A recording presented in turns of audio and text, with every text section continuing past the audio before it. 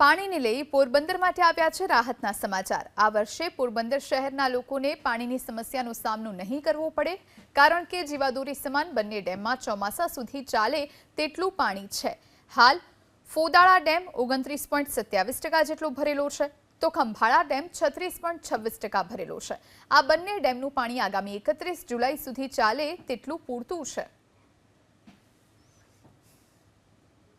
પોરબંદર જિલ્લામાં ફોદાળા અને ખંભાળા ડેમ આવેલા છે, જે પાણી પુરવઠા હસ્તક આવેલા છે। હાલ ખંભાળા ડેમમાં 36.26% પાણીનો જથ્થો ઉપલબ્ધ છે। ફોદાળા ડેમમાં 29.27% પાણીનો જથ્થો ઉપલબ્ધ છે। હાલ પોરબંદર છાયા સંયુક્ત નગરપાલિકાને આ બંને ડેમમાંથી પાણી પુરવઠો પૂરો પાડવામાં આવેલ છે। બંને ડેમમાં ઉપલબ્ધ જથ્થો 31 જુલાઈ સુધી ચાલે તેમ આપણી પાસે પાણીનો જથ્થો ઉપલબ્ધ છે।